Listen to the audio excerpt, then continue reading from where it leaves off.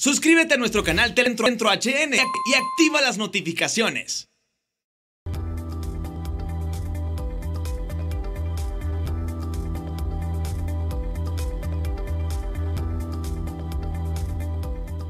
Buenas noches, bienvenidos al banquillo. Les saludamos como de costumbre a través de TSI. Hoy revisamos la situación de país, la inversión y los cambios que se están impulsando en momentos difíciles que atraviesa la nación.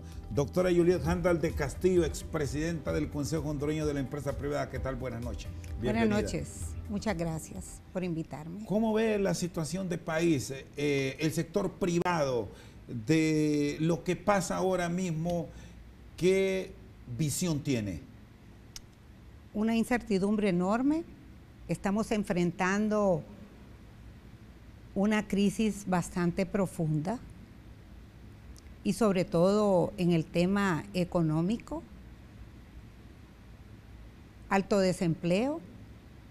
¿Por qué?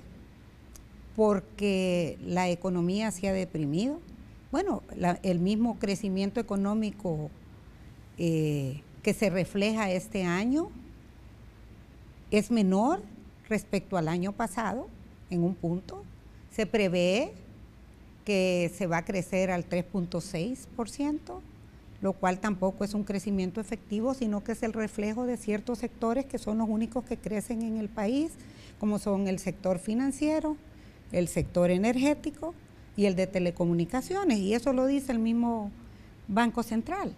Pero como decía en algún momento el BID, en un estudio de las economías de Centroamérica, que los crecimientos deben de ser efectivos, es decir, ya no solo hay que preocuparse por la parte macroeconómica, sino que tenga un balance con la microeconomía.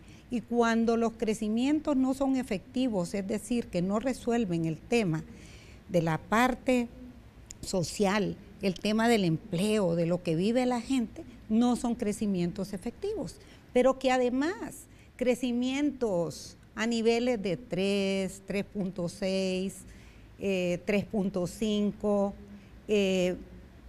no resuelven ni revierten la situación de pobreza en el país. De cada 100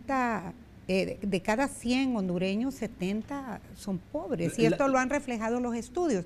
Pero entonces me decía, recuerdo yo cuando era presidenta del COEP, me decía el representante del Fondo Monetario Internacional aquí, me decía, Honduras tiene que crecer a ritmos de 6-7% en forma consecutiva por 20 a 24 años para revertir. Es prácticamente imposible. Entonces vea los resultados. La pobreza ha incrementado según estudios del FOSDE, del ICEFI. Vea cómo se siente la población, siente que está peor, y eso lo reflejan encuestas en la que se dice que el 86% de la población dice que no está mejor, está peor. En el sector en el cual usted está, ¿en qué ha fallado para no cargar solo a un sector? Veamos primero el sector privado, para tener ritmos de crecimiento adecuados y mucho más abiertos y no centrados en las áreas donde nos permiten 3,4, 3,6%, que son los promedios de los últimos años, doctora Juliet. Los crecimientos son empujados por las inversiones. Y lamentablemente aquí las inversiones en los últimos 10 años, lo dicen los economistas, nuestros excelentes economistas como Julio Raudales, como Hugo Noé Pino, como Fernando García, Edwin Araque y tantos que participan en estudios, establecen claramente que la inversión ha caído, y al no haber inversión ni pública ni privada lo suficiente, los crecimientos son raquíticos. Y mientras no haya crecimiento, entonces no hay mejores condiciones de las empresas. Las empresas y el sector productivo cada día estamos más cargados con costos de producción, de comercialización y con impuestos. Ya de hecho la Cámara de Comercio de San Pedro Sula, es decir, de Cortés, y Fedecámaras, que apoya toda esa posición de la Cámara y comunicados de la Cámara de Cortes han establecido claramente que los impuestos han ahogado, que son excesivos, y reclaman cómo se han duplicado o triplicado los impuestos en el país, los ingresos por impuestos y también el endeudamiento. ¿Y a dónde ha ido a parar todo ese dinero? Porque no se ve reflejado en los niveles de pobreza que tenemos y desempleo. Entonces las empresas, los sectores productivos cada día se sienten más ahogados. Ayer volví a encontrarme al señor presidente de las MIPYMES aquí, el señor Castañeda. Me decía que él vino ilusionado de Estados Unidos con sus ahorros del trabajo de 20, 25 años allá, con el sueño de regresar a su país. Puso 3 negocios, 3 cafecitos, tuvo que cerrar 2 ya por los costos, los impuestos, incluso el impuesto de guerra, los impuestos de seguridad que hay que pagar, el costo de energía, el costo del transporte, que por cierto, leía un artículo de Julio Raudales muy importante, cómo se impuso una tarifa, no sé si ya el COEP que lo impugnó, ya esto se arregló, pero se triplicó, cuadriplicó el precio de tarifa del transporte, y esto no debería ser así. Entendemos que los transportistas están teniendo problemas de mayores costos, de repuestos, de los mismos equipos que utilizan para transportar, de los mismos vehículos, y que tienen derecho a decir, bueno, esto no nos alcanza, pero eso debe ser los aumentos o lo que cobren ellos en base a la oferta y la demanda. Sin embargo, para aplacar en la última paro que ellos hicieron o protesta, el gobierno para aplacar se va por la forma más fácil y le sube de 92, creo que era la tarifa de centavos de dólar, a 3.42. Y entonces el COEP pone el brinco. En esta brinco. discusión, doctora, así es. Que incluso está amenazando el sector transporte de carga con paralizarse. ¿Cómo encontrar entendimientos ante lo que usted dice no debe presentarse porque es una imposición y se quita el la oferta y la demanda? Libre oferta y Entonces, demanda. como decía Julio Raudales en su artículo, dice, van a matar a la gallina de los huevos de oro porque ahora los empresarios, al ver que es tan caro, que se ha triplicado y que no están vendiendo más porque la venta ha decaído, que no tienen mayores ingresos en sus empresas, van a buscar el ahorro. Y cuando se busca el ahorro, ¿qué? Utilizan su propio transporte, entonces se disminuye la demanda de transporte, pero además de eso vienen otros problemas como es el desempleo. Las empresas empiezan a buscar ahorros y dicen, ya no puedo seguir pagando o manteniendo tantos empleados. ¿En qué puede concluir esto? Usted fue miembro de la empresa privada en su directiva por año, fue su presidente y ahora están en la discusión de que el COEP dice que no lo paga, $1,24 de dólar por kilómetro salió, según el artículo de Julio. Sí. Mire, yo creo que cometió un gran error el gobierno, como lo dice Julio Raudales en su artículo. Es que debería dejar que la oferta y la demanda fluya. Para eso la misma Constitución habla de libertades. Y lastimosamente, al haber impuesto, eso no puede ser. Entonces, porque hay diferentes condiciones, diferentes situaciones. Usted cuando va a transportar algo negocia con el transportista y, como le digo, ellos tienen derecho a buscar y seguir subsistiendo porque tienen también problemas. ¿Cómo se debe resolver esto? Viendo, los gobiernos tienen la responsabilidad de ser facilitadores del desarrollo y de que funcione bien la economía. Pero de nada sirve que la macroeconomía funcione si la microeconomía no funciona. ¿Se sienten cobijados los empresarios por las diferentes iniciativas del Estado? ¿Se sienten respaldados o no con lo que pasa ahora? ¿Cuáles empresarios? El sector privado en general. No, es que toda la vida han existido un grupito, que es lo que llama Joseph Stiglitz, el Nobel de Economía, profesor en la universidad en New York. decía él que siempre ha existido en todos los gobiernos, ¿verdad?, la economía y la política del compadrazgo. Las famosas argollas, para que lo explicara así. Y entonces le llaman crony capitalism, o capitalismo del compadrazgo, así le llama popularmente. Y siempre, en todos los gobiernos, siempre han habido un grupo de empresarios, minoría, no representados por toda la empresa en Honduras, que siempre ellos están bien y logran negocios, son proveedores del Estado, entonces a ellos no les afecta cómo funciona la economía en el país o los costos de producción, de comercialización, cómo funciona la competitividad, porque tienen privilegios, y esto lo ha dicho la misma Cámara de Comercio de Cortés, que creo que está llenando un vacío, porque no solo se trata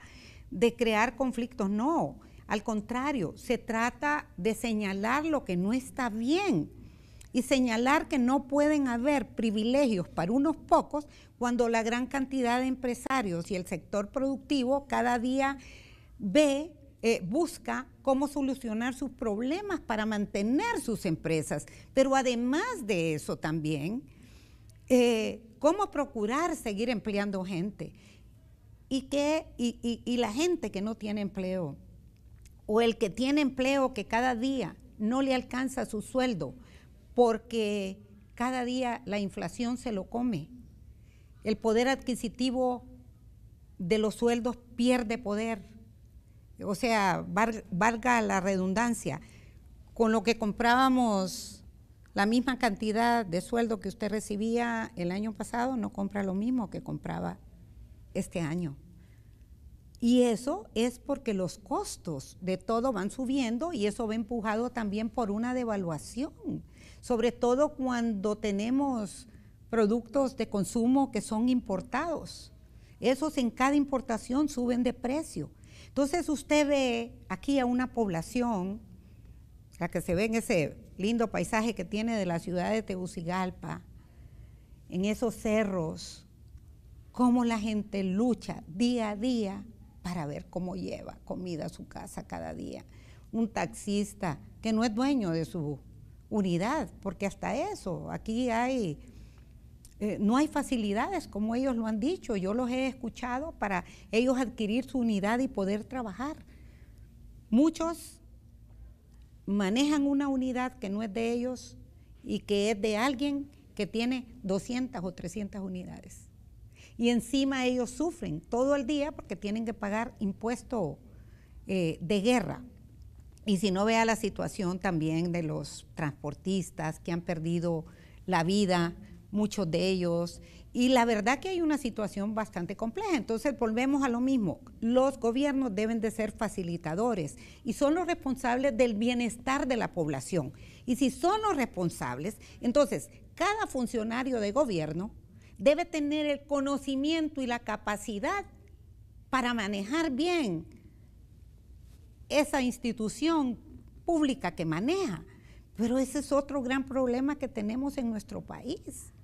Nos ha comido el tema de la corrupción, y yo le llamo corrupción a poner a alguien que no puede desempeñar un cargo en un lugar, porque eso es perder el tiempo, eso es agravar más la situación del país cuando están en una posición sin poder resolver, y tenemos tremendos ejemplos aquí de los que hemos hablado usted y yo cuando conversamos a veces de la situación del país, por ejemplo en los temas de salud, en los temas de educación, y podrán aumentarse los presupuestos, porque este año aumentaron en salud y educación, qué bueno que aumentaron aunque sea un poquito, pero de nada sirve el presupuesto si no está bien manejado en forma racional. Está con nosotros esta noche al banquillo la doctora Juliet Handal de Castillo, expresidenta de la empresa privada hondureña. Una pausa, en breve continuamos. Por años, no importaba si los gobiernos eran rojos, azules, cuando solo había el bipartidismo, o militares cuando habían golpes de Estado, pero yo le voy a decir una cosa, los gabinetes eran de lujo. Yo creo que el pueblo hondureño lo habrá visto. Se buscaban a los mejores hombres y mujeres porque en Honduras tenemos gente con mucho talento.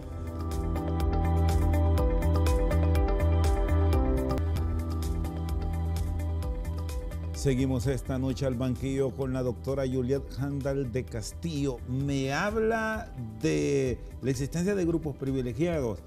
Aboga la junta directiva de la empresa privada actual por una equidad, porque existe una competencia real, que usted como proveedora frente a otro proveedor compitan y se termine seleccionando al de mejor calidad y al que presente desde luego las mejores ofertas. ¿Está pasando eso, doctora, o añoran eso? No, yo creo que el ejemplo de que la empresa privada presentó una impugnación en relación a que se violó el tema de la oferta y la demanda con esto del transporte, pues yo creo que es una muestra de que quieren, y ese es el deber que tienen las empresas, las organizaciones empresariales, de ver que funcione la oferta y la demanda, que la economía fluya, y exigirle a quienes legislan y a quienes gobiernan y recordarles que es lo necesario, no para privilegios, sino para que funcione bien. Y por eso le decía que es importantísimo la capacidad de los funcionarios que manejan todos estos temas económicos, de entender que deben de ser facilitadores, no de regalos ni de privilegios. Fíjese que eso se respetaba mucho en los gobiernos anteriores y hemos visto un cambio. Por años, no importaba si los gobiernos eran rojos, azules, cuando solo había el bipartidismo, o militares cuando habían golpes de Estado, pero yo le voy a decir una cosa, los gabinetes eran de lujo. Yo creo que el pueblo hondureño lo habrá visto. Se buscaban a los mejores hombres y mujeres porque en Honduras tenemos gente con mucho talento y tenemos gente preparada y muchos de esos talentos desempleados, porque se busca siempre al activista político o quien contribuyó. Yo no digo que no hayan activistas políticos preparados, los hay, pero debe de haber una responsabilidad de poner gente. Usted recordará a los ministros, que todos hablaban y se hacían sentir. ¿Qué pasa ahora? No los conocemos, no los escuchamos, muchas veces luchando y hablando bajo la responsabilidad que tienen de resolver problemas, porque tampoco le toca solo a quien gobierna, a la cabeza de un gobierno, sino que el equipo es para eso. ¿Lo han dejado solo en algún momento al gobierno? ¿Percibe eso? O ha querido al gobierno, no sé, o ha querido estar solo, no sé. Pero es lo que vemos y es lo que podemos decir en una forma constructiva. Mire, yo le voy a decir una cosa. Doctor, ¿en qué áreas sienten ustedes como sector inversionista que falta agresividad en buen sentido? La económica. La economía aquí ha fallado. Y sobre todo, ¿por qué ha fallado? Porque no hay inversiones, no hay ni inversión pública. Todo el dinero se ve en gastos. Fíjese que el Producto Interno Bruto, casi la mitad, es decir, de la producción, porque eso es lo que es el Producto Interno Bruto, lo que significa todo el trabajo, toda la producción, casi la mitad o más, según los economistas, o sea, que la deuda, mejor dicho, el endeudamiento de Honduras es casi el 50 o más del Producto Interno Bruto. Entonces, todo el dinero y todos los presupuestos que fijan no son de desarrollo, como lo han dicho el FOSDE, lo ha dicho don Rodulio Perdomo, todos los economistas han hecho estudios, lastimosamente eso no se escucha. No tenemos en Honduras presupuestos de desarrollo para mejorar la calidad de vida de la gente, en primer lugar. ¿No funcionan estos programas programas sociales? Esos programas más que nada son políticos, esos de vida mejor. Usted oye constantemente a la gente que no le llega si no es de X o de Y partido. Mire, la situación ha llegado a tal punto, y sobre todo ahora, que de por sí ya teníamos una baja tremenda en inversiones, y eso estaba reflejado en encuesta empresarial ENAE que se hizo en el 2017 del COEP, que hace cada 5 años. Ahí se reflejaba la falta de inversiones, las dificultades que tienen los empresarios en general, microempresarios, medianos empresarios, pequeños empresarios, la gran dificultad para invertir, la gran dificultad para competir, la falta de acceso al crédito en las mejores condiciones. Eso lo refleja, no lo digo yo. Y eso es lo que ha servido, lo que servía siempre como costumbre de pauta a quienes gobernaban.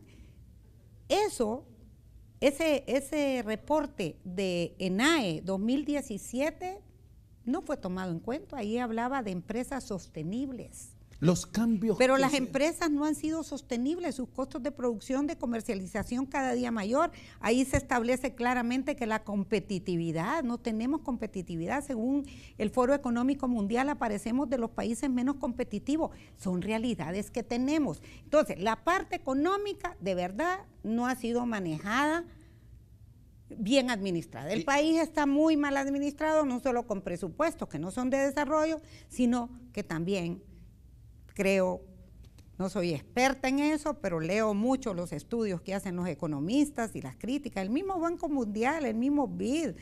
¿Qué piensa de lo que dijo la CEPAL? Porque nos habla de un panorama diferente, incluso con un crecimiento que ellos, los de la CEPAL, lo consideran bueno. ¿Qué piensa de eso usted? 3.6, yo ya le expliqué sobre los crecimientos. ¿De qué sirve que crezcamos un poquito si no hay un balance con la microeconomía y cada día hay más pobreza y hay desempleo y que no mejora la calidad de vida? Además decían, leí hace poco un estudio sobre la macroeconomía, que la macroeconomía aquí en nuestros países se maneja como fin y no como medio. La macroeconomía debe impulsar el crecimiento, pero un crecimiento efectivo, no solo que crezca en ciertos sectores, sino hay derrame de bienestar. Entonces tiene que haber un balance entre la macroeconomía y la microeconomía. Se han concentrado en eso, y para decir, y como decía un amigo de mi esposo que le dice, es que Honduras no fue criado por Dios, sino por Disney World, o sea, por la fantasía. Pues a veces cuando vemos que se habla de que tenemos los mejores indicadores, pero en la realidad la gente le dice, 86% de la gente le dice que no está mejor, que está teniendo dificultades. Entonces, para mí, y entendiéndolo todavía más por los comentarios hechos por economistas de primera, hondureños, porque aquí tenemos gente preparada, es que fueron unos comentarios desafortunados. Y después de que la CEPAL había dicho un mes antes que el país más pobre de Latinoamérica era Honduras. Entonces hay contraste en lo que siempre ha dicho la CEPAL y lo que dijo la señora. No entendemos las razones por las cuales ella la dijo, pero no me voy a concentrar en eso, pero tampoco esos crecimientos de 3.6, como le expliqué, son crecimientos para decir, no, ya salimos de todos los problemas, especialmente cuando no tenemos inversión, no se empuja un crecimiento adecuado, y menos si ahorita estamos más preocupados todavía de pensar qué inversión va a venir con esto que ha sido con tremendos titulares en el mundo sobre la acusación que hace una fiscalía de los Estados Unidos. ¿Qué puede depararle eso al país, doctora? Más daño, y el país estaba dañado, y con esto más daño, porque lastimosamente yo creo que lo que se debe hacer es dejar el curso de las investigaciones, y no tener actitudes más de confrontación. Los hondureños estamos ya bastante divididos, pero no tener acciones que provocan más al caos. El día de ayer la primera reacción, y me dio tristeza, se lo digo, yo venía de mi trabajo y empecé a ver el montón de gente caminando en la calle y una cantidad de buses estacionados a ambos lados allá por el Ministerio de Economía. Y pregunté y me dice el chofer, no, dice, es que los empleados públicos salen a protestar para defender lo que se está diciendo afuera. Entonces, pero me dio tristeza ver a aquella gente, ahí iban, había bastante tráfico y podía uno observar las caras de la gente, y a mí me parece que eso es una humillación. Y a los empleados públicos que van obligados, eso de verdad que me sentí muy mal de verlo, me dio pena. Pero también me puse a pensar, ¿por qué hacer esto? Entonces ahora va a ser una guerra. ¿Quién tiene más fuerza en las calles? Hoy se manifestaron ambos lados nuevamente. Exacto, pero bueno, si es que la gente tiene derecho. Mire, ¿sabe qué debería hacer? Mire lo que ocurre en Estados Unidos, por ejemplo, y en muchos países del mundo. En España lo he visto. Cuando alguien es cuestionado o tiene alguna denuncia, sea verdadera o no, la gente por ética, por principio, dice, bueno, voy a dejar que tomen curso las investigaciones. Pero si usted se pone en una forma agresiva a decir, y sus seguidores también, eso provoca más caos. Y esta situación, dígame, ¿quién va a venir a invertir ahora? Si los inversionistas del mundo buscan el tema riesgo país, que ya teníamos el tema riesgo país, ven el tema de competitividad, de seguridad jurídica, seguridad ciudadana, el tema de violencia, facilidad de inversiones, el costo del dinero, de los préstamos, el tema de devaluación, y ya desde hace años estamos quejándonos de que se nos van inversiones porque no encuentran las mejores condiciones. Entonces, esto no es una crítica negativa, esto es una crítica positiva y deberíamos de apostarle a eso, pero aquí se ve como ofensa. Mire, qué bonito es tener cantidad de gente preparada en el país, sacando estudios, recomendando lo que se debe hacer y que no se tome en cuenta. Eso es desperdiciar. Entonces, ¿qué voluntad usted ve de que se quieran hacer bien las cosas? ¿Sabe qué se debería de atraer a esa gente? No verla desde el punto de vista político partidista, sino atraerle y decirle, señores, vengan, ustedes estaban criticando esto, ayúdenme, denme la solución pues, sentémonos. Pero aquí es lo contrario, o se censura, o se descalifica, o se desprestigia. Es lamentable, o dicen, o le ponen una etiqueta. Ah, no, ese está hablando porque es que del tal partido, de tal. Mire, la situación del país en este momento es gravísima, lo que estamos viviendo. Y se está viviendo más a nivel internacional. Aunque ya aquí los medios empezaron pues a publicar lo que ha salido afuera. Qué triste que tenga que salir afuera y qué triste que sea una fiscalía de afuera. Y aquí, ¿qué está haciendo? ¿Qué espera el pueblo hondureño? Y de verdad lo reclamamos y gracias por permitirme estar aquí, porque lo digo de la manera más constructiva. La justicia en Honduras nos debe mucho. No nos ha demostrado que es una justicia independiente, capaz de resolver el problema para que no tenga que venir, por ejemplo, la MASI. Pero yo estoy encantada que esté la MASI aquí. Yo estoy contenta porque si no hubiera MASI, ¿qué pasaría? Cometerán errores, pero es algo que nunca se había visto. Entonces, quien está denunciado o algo, por respeto, por moral, por todo, debería dejar que las investigaciones sigan, pero no complicar las cosas, porque ¿a quién le conviene más el caos? ¿Quién es el que provoca al final de cuentas el caos cuando no se resuelven los problemas? Solo recuerde el problema de las protestas de educación y salud. se tardaron 2 o 3 semanas para derogar los decretos cuando lo debieron haber hecho el primer día, nos hubiéramos ahorrado. Mire hoy las protestas en el centro, que dicen, porque aprovechan los infiltrados siempre, que hubo incendio allá en el centro y todo, cerraron todos los negocios. ¿Usted cree que con los aumentos de energía y de todo, todos esos empresarios que tienen esos comercios no les hace daño? Pero al final, ¿quién es el culpable y el responsable? Porque ahí aprovechan, vea lo de los chalecos amarillos en Francia. Los de los chalecos se quejaban de que se infiltraba gente y destruía. Está con nosotros la doctora Juliet Handal de Castillo. Una pausa, en breve continuamos. Precisamente porque hemos sido culpables todos, y especialmente los políticos que no han sabido oponerse a lo que deberían de oponerse.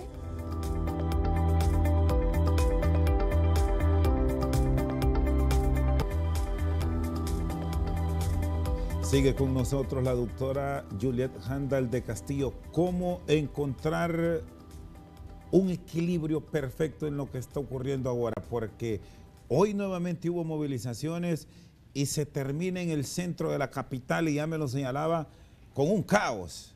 Y allí sufre el vendedor, el de a pie, y los que llegaron en la manifestación en choque con la policía terminan en un enfrentamiento. Así es, y va a ser la de nunca acabar, porque pareciera que fuera una guerra y medición de fuerzas. Y le voy a decir, el pueblo tiene derecho a protestar. Es un escándalo lo que ha pasado. Pero ir, doctora, a destruir encapuchados, ¿qué hacer ante ello? Fíjese que hay que averiguar eso. No, y miedo, ¿será que a propósito lo hace alguien? ¿A quién le interesa? ¿A quién es el que más le interesa en este momento un caos en el país? No es al pueblo hondureño ni a la gente que vino, porque entiendo yo que la manifestación salió, no es que entonces, ¿usted cree que si ellos fueran los que causaran eso, porque hay que ser inteligente y pensar, no irían haciendo destrozos en todos lados? ¿Por qué lo hacen allá? Porque tocan al empresariado, y entonces el empresariado, esto sí me va a servir para que digan que qué barbaridad esos bandoleros. Y han de ver bandoleros, y yo le hablaba de Francia. Se deben detener, doctor. Usted me ponía el ejemplo justamente de los chalecos amarillos, cuando se exacerban.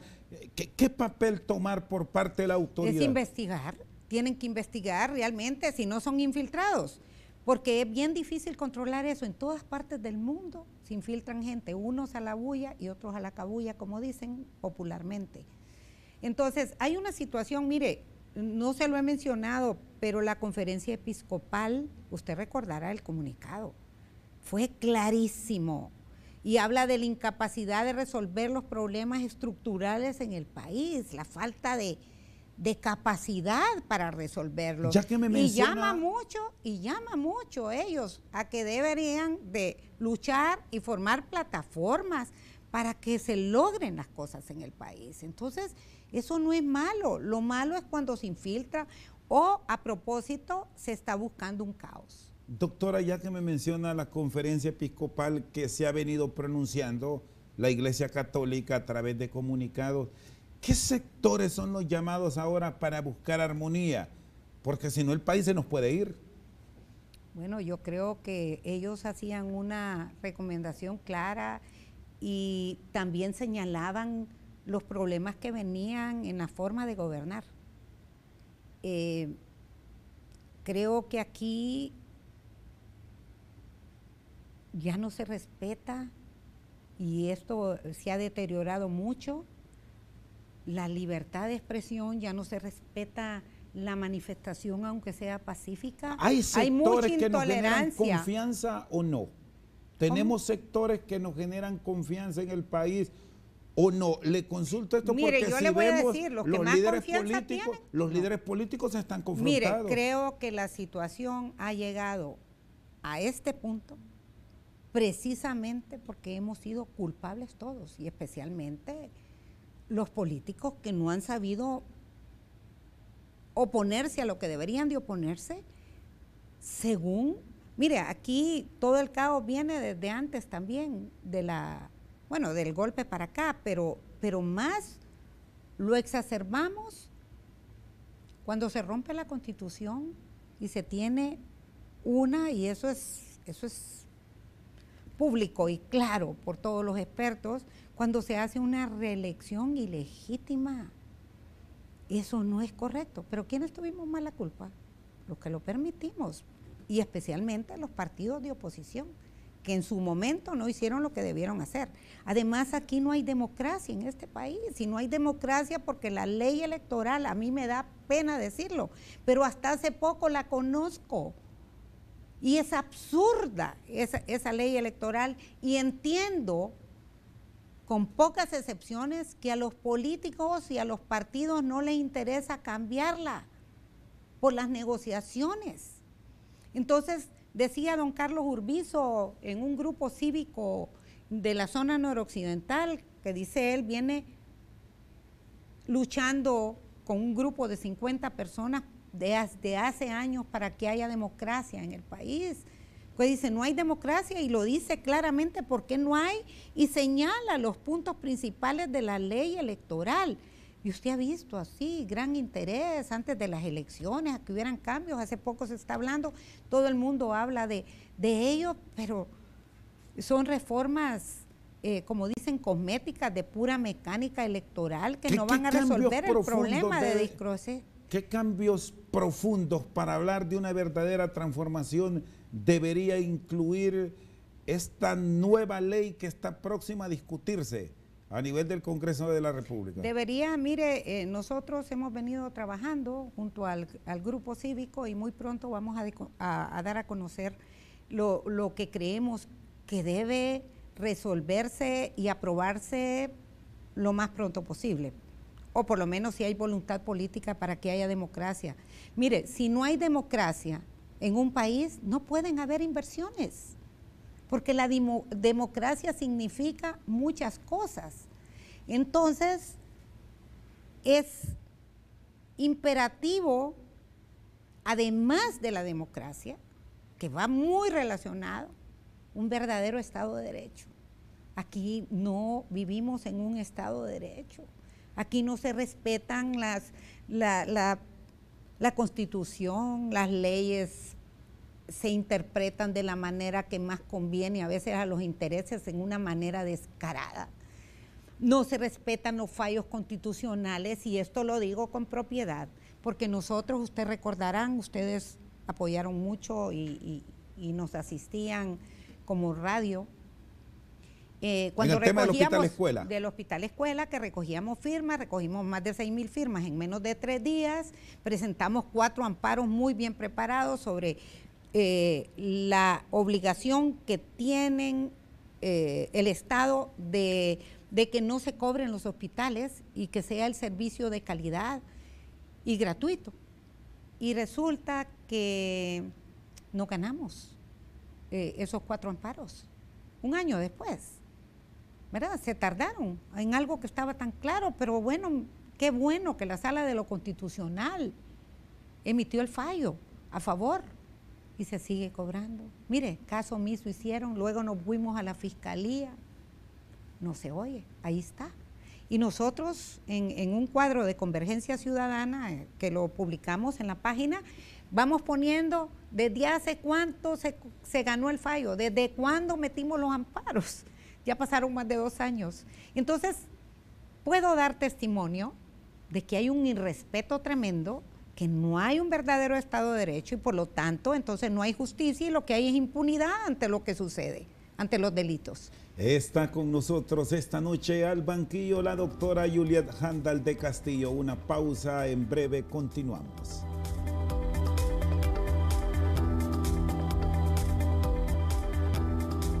Sigue con nosotros la doctora Juliet Handal de Castillo, expresidenta del Consejo Hondureño de la Empresa Privada. Bueno, tuvo incursión en política, ahora está dentro de un comité Convergencia Ciudadana. Convergencia Ciudadana. Desde el 2013. ¿Sigue siendo miembro de Libre, doctora? No estoy activando en política partidista.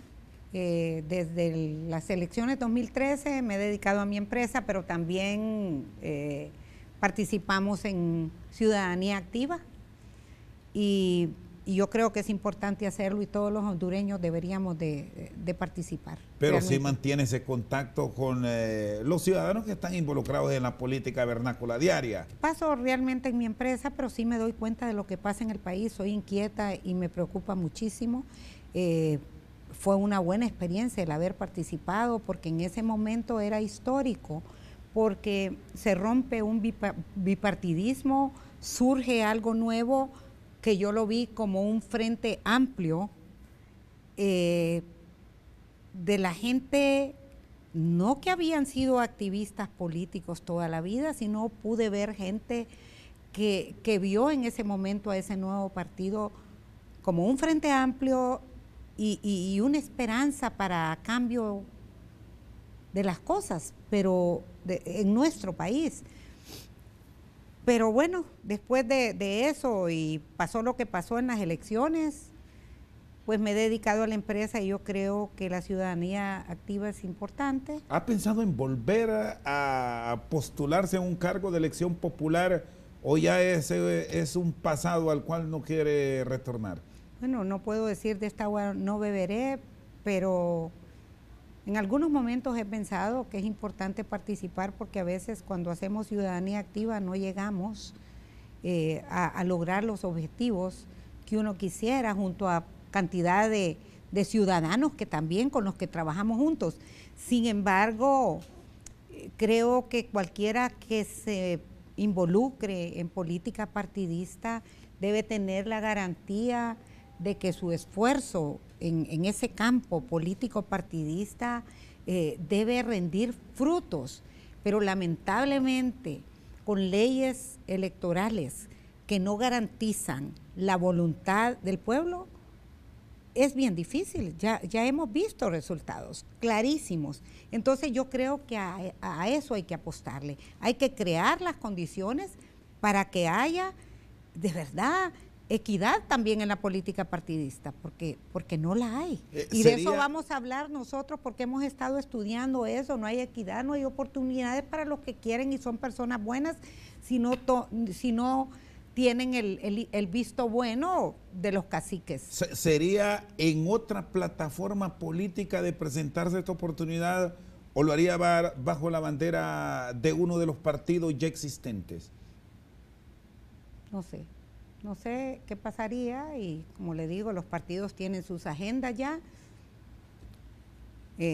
No sé, el pueblo... ¿Qué piensa? Yo creo que lo que sería bonito es unificar todo, porque ya no se trata de partidos y sus ideologías, no, se trata de que estamos en un mar de problemas, de corrupción y hasta de narcotráfico, y que se requiere de los mejores hombres y mujeres que quieran al país y que unidos todos, junto a los diferentes sectores, se pueda generar esperanza. Es una grosería lo que le pasa a la gente más pobre de este país. Es una grosería lo que pasa cuando un niño tiene que caminar hasta 3 horas allá en Opalaca, que eso lo vi, para llegar a la escuela más cercana. Es una grosería. Y eso los hondureños no lo debiéramos tolerar. Doctora, y ustedes, hablemos de otros, también empresarios y personas que no han intervenido en política, ¿están dispuestos, advierte eso usted, a entrar en esa actividad a las circunstancias del país? Pues yo creo que... ¿O no? Porque ese ha sido uno de los temas que se critican siempre, que van siempre los mismos porque muchos ven, dejan pasar. Sí, por eso le digo, hemos sido culpables de lo que pasa y sería bueno porque en Honduras hay gente buena y no solo empresarios. A todo nivel aquí hay talento. Usted en su profesión ha de conocer mucha gente. En este mundo de televisión también ven como niños desde pequeñitos tienen talentos que hay que aprovechar. Y se ha demostrado, y especialmente para los hondureños que tienen que salir de aquí porque no ven oportunidades, emigran, y se van allá a sufrir, pero los que logran llegar, usted ha oído de la fama buena que tienen en España, que tenemos miles de hondureños que se han ido de nuestro país, la fama de buenos trabajadores. Y en Estados Unidos también. ¿Por qué? Porque ahí también no solo es la oportunidad para desarrollarse, para trabajar, para demostrar lo que son, pero es que también las reglas son claras. Ahí el que no trabaja, no come. Y aquí no van a estar que, ay no, y me dio dolor de cabeza y se fue al seguro y le dieron una incapacidad, porque eso daña la productividad también. Entonces, no existen allá las condiciones, y allá, como me decía un hondureño un día que me lo encontré, estaba trabajando en una zapatería en Estados Unidos y estaba todo inflamado y le dije, señor, ¿por qué está trabajando? Porque si no vengo, aquí trabajamos por hora y si no, no me pagan. Pero entonces le digo, hay tanta gente buena y se demuestra con toda esta gente que se va y hay gente preparada. Pero entonces, a los políticos de carrera partidista y a los activistas se les deberían de seguir en su carrera política partidista, pero para gobernar un país, sobre todo en las condiciones que tenemos nosotros, hay que poner a esa gente preparada, gente capaz, que sí la tenemos en nuestro país. Lo que pasa que los recursos, siento que se desperdicia no solo el recurso económico, sino el recurso humano también, y no digamos los recursos naturales. Porque aquí mire lo que ha pasado con las alianzas públicas privadas, y estoy revolviendo ya, pero ya están a punto, están quebrados. Eso empujan los crecimientos de los países, en otros países ha funcionado muy bien, aquí ha generado dudas, porque se han hecho negocios que no son los adecuados y más decentes. Doctora, le agradezco. Mucho Feliz gusto. noche. Con Igualmente. nosotros esta noche al banquillo la expresidenta del Consejo Hondureño de la empresa privada, Juliet Handal de Castillo. Por su sintonía, muchas gracias.